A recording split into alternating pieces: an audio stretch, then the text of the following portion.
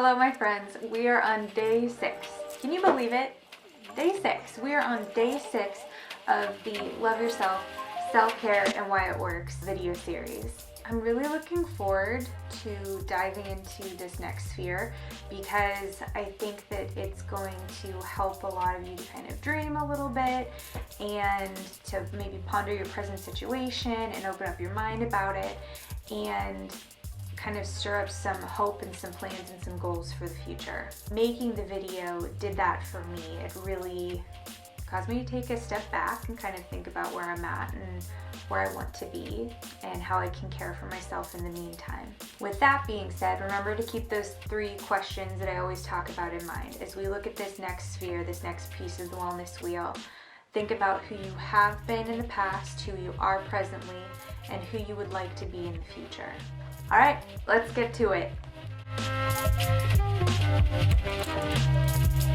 We have made it to occupational wellness. So this may seem like a weird one, but I think that a lot of people's occupations are a large source of stress for them, especially when you look at the world that we live in right now, where people are having to work, 2 and 3 different jobs together just to make ends meet. So this can be a really stressful area, which then means it's even more important to understand yourself occupationally and to care for yourself. Occupational wellness really involves 2 main things. So first, it is the ability to get personal fulfillment from our jobs or from our chosen vocation or career while maintaining a healthy work-life balance. And then second, it involves the desire to contribute positively to society or to our place of work, and to have a positive impact through our occupation on the world at large. There's kind of a lot of that goes into that. I think a lot of people put just way too much pressure on themselves when it comes to their occupation and thinking that who you are is tied to what you do, and it's not true. So even though I fully acknowledge that this is an area that you need to care for yourself in, I would also tell you that you need to be able to separate yourself from this. No particular piece of the wellness wheel encompasses all that you are. None of these pieces define you. They are pieces of you, but they are not who you are. So please, if you're one of those people out there that's struggling with your occupation and just feeling like you're not where you want to be and you would envision something different for yourself, or you're just not there yet, please be patient with yourself. In the meantime, being the person that you are and leaving a legacy of kindness around you in the work that you do is what is impactful and meaningful, not just the job that you are doing. And that is something that is so hard to swallow. You are more than your job. Occupational self-care practices are pretty straightforward actually, but in an age where the demands of our jobs are really high, it can be very difficult. Even though the practices in this area are simple, it can be very difficult to appropriately care for yourself in this area or give yourself permission to care for yourself in this area. That being said, have hope. Here are some things that you can do to actually take care of yourself. One of the things that I would highly recommend is if you work at a place where you get a lunch break, do not work through your lunch break. No matter how busy you are, your mind and your body need that physical break from your work in order to be able to focus when it's time to go back to work. But you need that to be able to relax because your stress is just going to continue to mount if you don't give yourself the time that you need that is really set aside for you during the day to be able to have a break. This is probably an unpopular opinion, but if you are met with a negative response, somebody wanting you to work through your lunch break or through any sort of break or time off, I would highly encourage you to reach out to human resources in relation to where you're working, because there should be resources there and at least an advocate to help you if this is a pressure that's being unduly put on you. Another way is to set and maintain boundaries. Leaving work at work is a great way to care for yourself occupationally. Don't work during your time off. Take mental health days when you find that you need to, or that it's recommended to you by a doctor or a mental health professional. And don't beat yourself up for it. When you need to, ask for help from your colleagues. That's what they're there for. If you were meant to do things singularly, you wouldn't be a part of a team.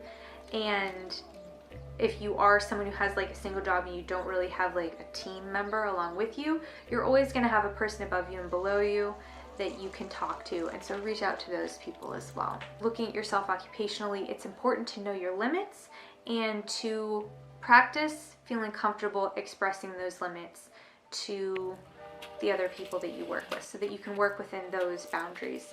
Because when you're able to work within those boundaries and those limits, you will be able to do your best work. You can also care for yourself occupationally by setting goals for your dream job. You might not be where you want to be yet, but you will get there. And there will be stepping stones to get there in most cases. So be patient with yourself and create a vision board of where you want to be, of people who have made it to where you want to go, that inspire you to push further in your job. You can probably already put together why the things that I mentioned would help you deal with stress occupationally, but let me just kind of like underscore and emphasize some of the main ones and why those work. So first, setting and maintaining boundaries. Boundaries are where you end and another person begins. It's understanding that you have a responsibility to others, but you are not responsible for others. And that has implications for your place of work and for your job. Boundaries are where you draw the lines with others, what you say yes to and what you say no to. And if you're not careful, you can end up taking on more responsibilities than you are comfortable with just to please others. And that's no good. It is okay to push and to challenge yourself in terms of your job and to take on things that you normally maybe not have done in the past, but that would help to grow you as a person. But it's important to know where that ends and where you need to kind of cut back and say, nope, I've hit my limit of this and I feel comfortable working on this, but this maybe is best delegated to somebody else. Setting boundaries allows us to keep balance in our lives and kind of helps to combat the possibility of forming resentments, especially in the workplace. I can imagine, I know I've been there, and I can imagine you've probably been there too, where you just overextended yourself on something or some things one time or too many times, and you just started to feel it. You started to feel like the anger and the resentment building, just feeling like, why are they asking so much of me? I don't have enough to give right now. I wish I had more to give. I'm so tired, I'm upset, and your stress just starts to build. But if you keep those boundaries, if you maintain them and you advocate for yourself, it's going to kind of put up a wall against resentments forming between you and your team members and anybody else that you're working with.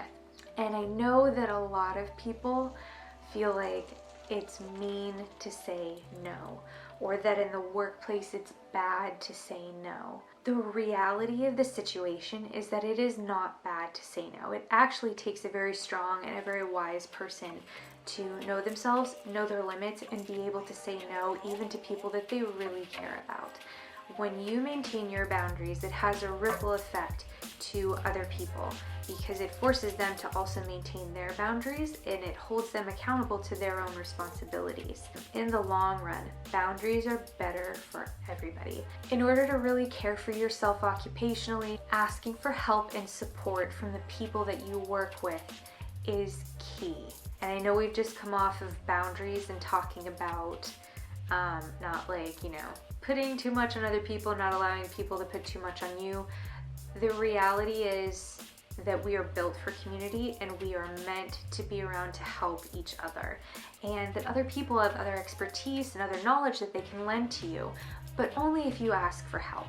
it's okay to ask for help. I really believe it takes a strong person to acknowledge that you need help with something, and then to vocalize the need for that help and support. I've been there too, where somebody asks me for my help and I don't feel burdened by it. I feel, blessed that they would believe that I have the expertise needed to seek me out and ask for my help. So it really is a gift to other people sometimes when you ask for their help or ask for their knowledge or for their input on something at work, and it gives you the opportunity to really grow whatever it is that you have in front of you, whatever task you're addressing, because you're pulling in knowledge from other people and really making it the best that it can be. So don't feel ashamed to ask for help. And I would say it's essential too, if you have asked for help and received it, that you also offer that help to other people when the time comes, and that you do it with a generous spirit. Asking for help and receiving that help in a gracious way is going to help increase your productivity. It's going to broaden your own problem-solving knowledge. And in the end, it will help decrease your stress, because as a team, you're shouldering things together. You are not in this alone at your workplace. And for those of you that are there that feel like you are alone and you don't have someone to lean on at work, I'm so sorry. That is such a hard place to be. And so I would say, if you know people outside of your place of work that still have expertise in that area, reach out to them. Ask them for help. You don't have to just stay within your team of people at your place of work. Something that I think is really great and really beneficial when it comes to caring for yourself occupationally is setting goals for your dream job. The reality of the world that we live in today is that a lot of us are not working in the vocation that we visualized ourselves working in. We may be like on our way there, or we may kind of be in a peripheral job somewhere else right now, trying to make ends meet. That's life. We got student loans to pay on and stuff. Having a goal of where you want to be and understanding what it would take to get there is going to provide vision and hope to keep moving forward. Don't give up.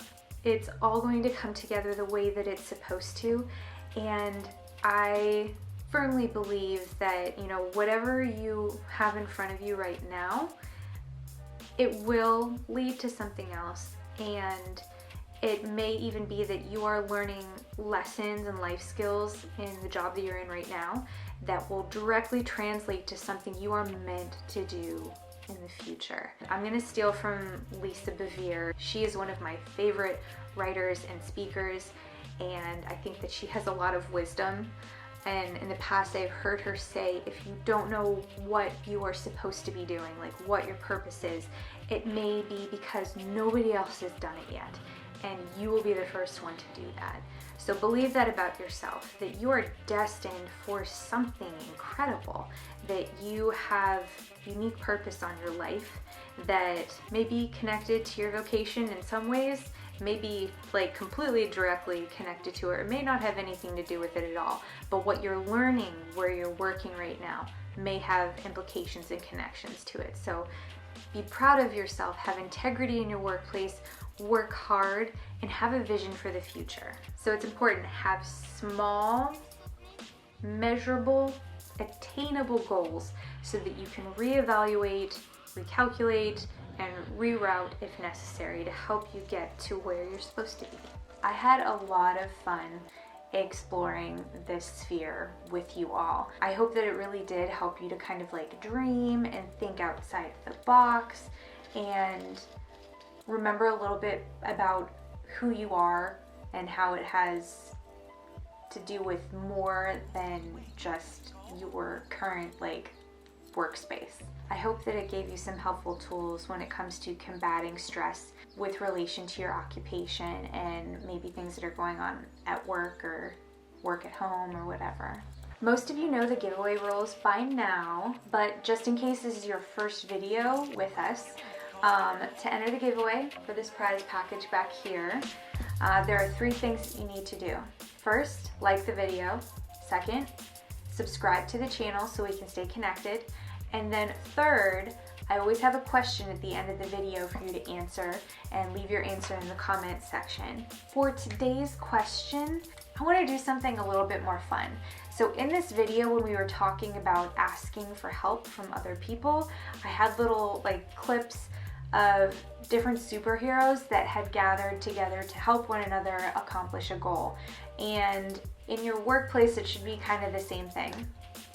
But what I wanted to ask you, because I really believe that each of us has like a superhero in us, as cheesy as that sounds, I really believe it. Everybody has a hero in them, like for sure. Everybody can be a hero.